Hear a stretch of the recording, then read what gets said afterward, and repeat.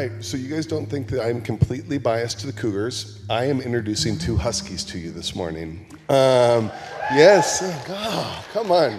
And they are two Huskies that I love. And the funny thing is, the way I first knew them was as Huskies. I know their siblings who are Cougars, and they were called the Husky Moultrays in my world. And this is Ryan and Heidi Moultray.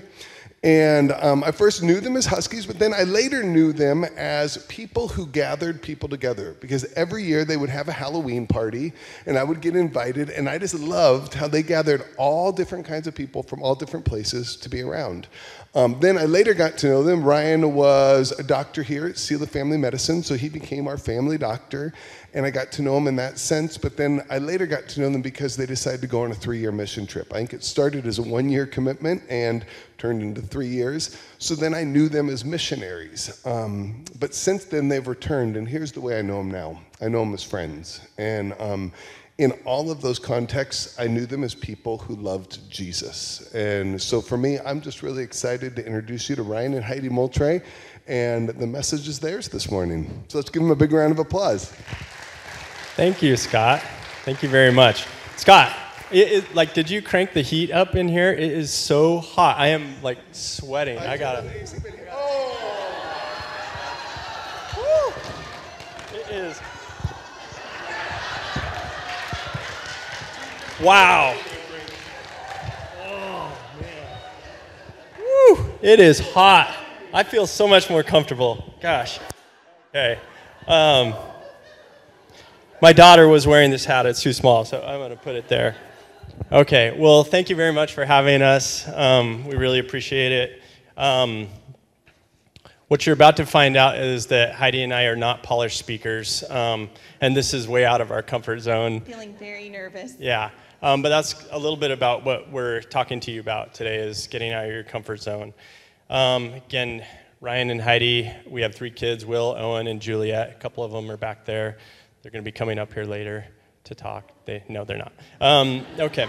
So we've been asked to come up here because of our experience being missionaries for a while in Honduras. And so just briefly, in 2016, we feel like God tricked us into moving down to Honduras. We sold our house. I quit my job, and we moved to the jungles of Honduras to work at a hospital called Loma de Luz Hospital for 3.5, 4 years. So we really struggled with figuring out what to share with you guys. We could probably spend 4 hours, but Scott said that was too long. So we had a few different ideas of titles to talk to you about.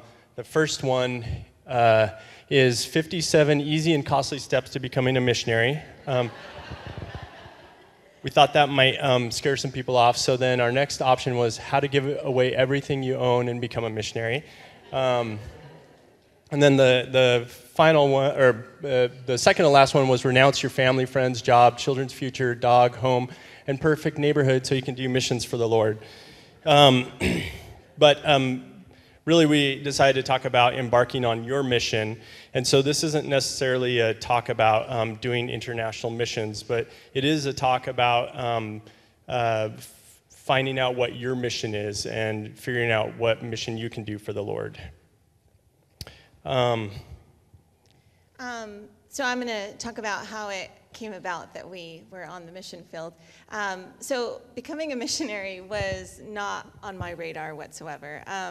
In fact, Scott has mentioned, if you felt a poking or a prodding. I remember Chris Hollingberry just in the last couple of weeks saying she had a moment where she felt like the Lord was placing something on her heart too. I had none of that. There was no poking and prodding whatsoever. In fact, had someone shown me a picture of myself as a sweaty, bug-bitten missionary years in the future, I would have thought, what sort of apocalyptic type event got me to that spot? Please help me understand how I got there. So it was not on my radar, needless to say, but how it did start off is that we wanted to do something different. We were on a trip together, and we have a passion for travel. And we were on a trip, and we said, why couldn't we do something like this for a year? What if we took a year off of work? He was going to take a leave of absence, and we were going to homeschool kids for a year, and we were going to go travel. So, and then Ryan came back to me and said, what if we were entirely selfish, and we did some missions work? We did some service at the beginning of the time, and I said, okay, that sounds good. So that's how it started off. Okay,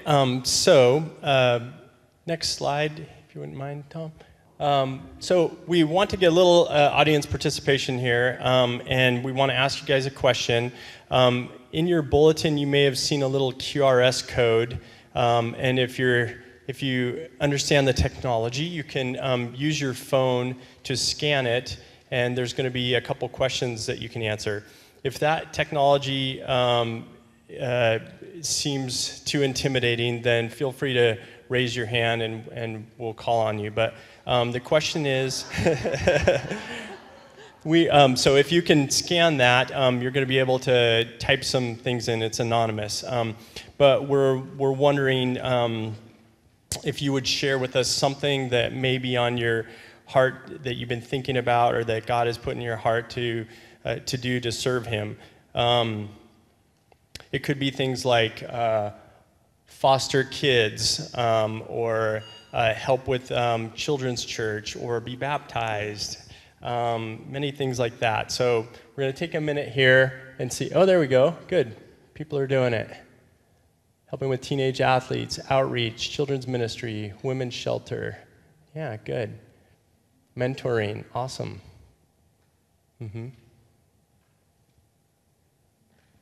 Yeah.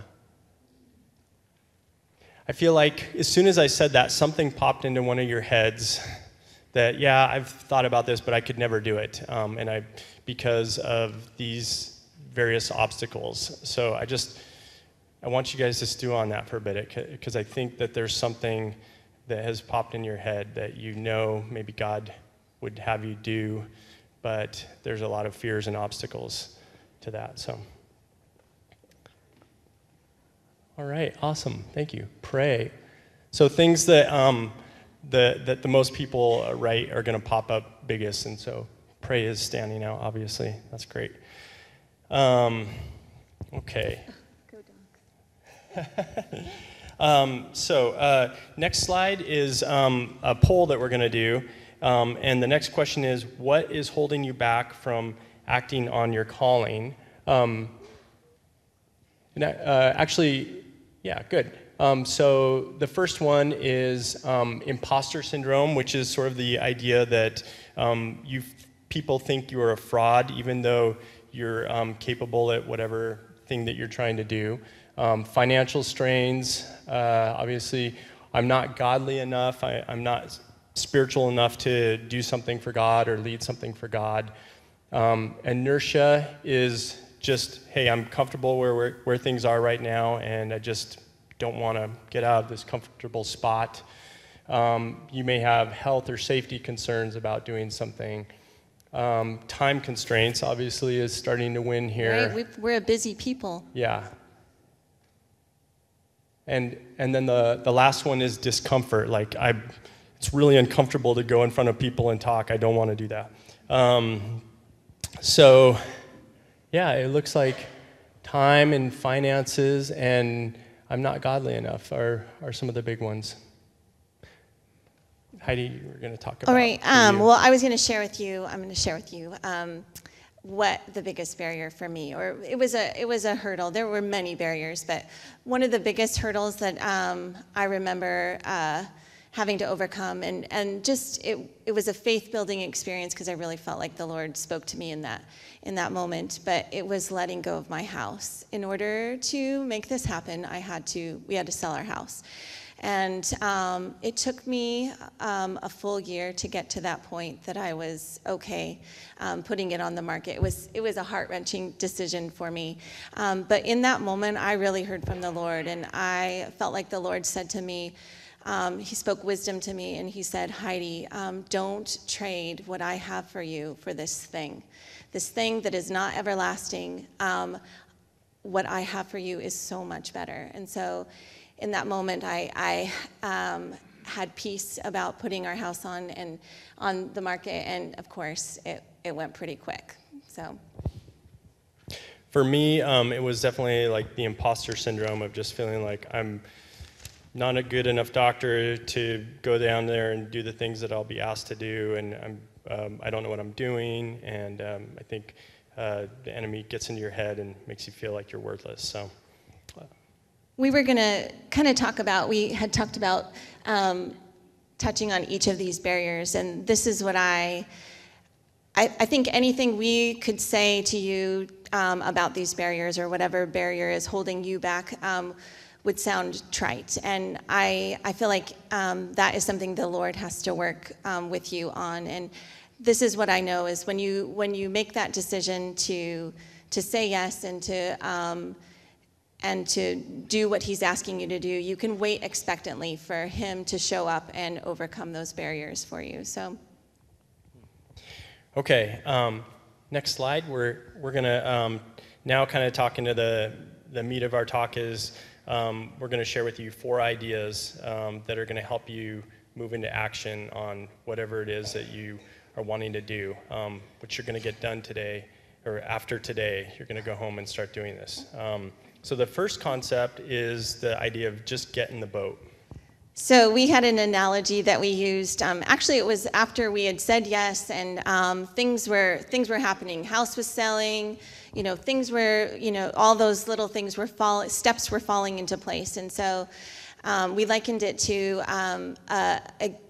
getting in the boat. And there was a boat on the river. This was the vision I felt like the Lord had given us. And the boat was an opportunity. But upon further inspection of this boat, it looks pretty rickety. And in fact, the river that we're about to take this trip on looks pretty rough, and I can't see around the bend. Further, I'm pretty sure I hear waterfalls in the distance, so I'm getting really scared to get in this boat. But what I think we didn't realize at the time is that who else was in the boat with us? The Lord was in the boat with us, and he was going to be steering us the whole way. And so the minute we said, yes, Lord, and we got in that boat, we were amazed at how all those barriers that we were worried about fell away and were taken care of. Some verses that kind of often get brought up when we talk about getting out of your comfort zone is Matthew 14:22 through 33, which is when Peter gets out of the boat for Jesus. I'm going to read a little excerpt for you. Jesus came toward them walking on the water. When the disciples saw him walking on the water, they were terrified. In their fear, they cried out, "It's a ghost." But Jesus spoke to them at once. "Don't be afraid," he said. "Take courage, I am here." Then Peter called to him, "Lord, if it's really you, tell me to come to you walking on the water." "Yes, come," said Jesus. So Peter went over the side of the boat and walked on the water towards Jesus. But when he saw the strong wind and waves, he was terrified and began to sink. "Save me, Lord," he shouted. Jesus immediately reached out and grabbed him. "You have so little faith," Jesus said. Why did you doubt me?" When they climbed back into the boat, the wind stopped. So Peter gets out of the boat. He gets scared. He starts to sink, and then Jesus grabs him and calms things down, gets him in the boat, and then the wind stops. And so for us, we just feel like through the anxiety and stress and fear of making a commitment, when we finally actually got back in the boat, things calmed down, and like Heidi said, the Lord was just the captain, and doors were opened, and we had pretty smooth sailing, actually. Another story that comes to mind when we talk about boats and doing things is Noah and the ark, and his family spending 100 years building this boat, and people looking at them like they were crazy, but they finally get it built, and they go inside, and it becomes a safe place for them that gets them through a big storm. So, next slide. So for me, getting in the boat is also means a little bit something different than maybe for Heidi. For me, it kind of is the just do it sort of attitude, just go for it. And if I feel like the Lord has asked us to do something, we just need to jump into it. And so actually decided to share Scott's text with you from a while back when he asked us to come up here and talk. And I responded, "It's intimidating and uncomfortable, which is probably why we will accept." My point in sharing this is that if you've discerned that you've been asked, you've been given an opportunity from God to do something, then just go for it, even if it's uncomfortable, like this. So next slide. We also wanted to share this with you. Those are the Cougar Moultrays with an author named Bob Goff, and he wrote a book called Love Does. And it's a book that was actually fairly instrumental in us wanting to do something. And the theme of the book is that love is an action and that you need to act on it. And what he says is, "I used to think you had to be special for God to use you, but now I know you simply need to say yes." So that's another assignment for you, is to read that book when you leave here today. Ironically, this photo was taken a week after we left. He came to Yakima and spoke, and so we missed him by a week, but we got this picture sent to us when we were already in Honduras. Next slide. Okay, our second concept is that God equips and provides.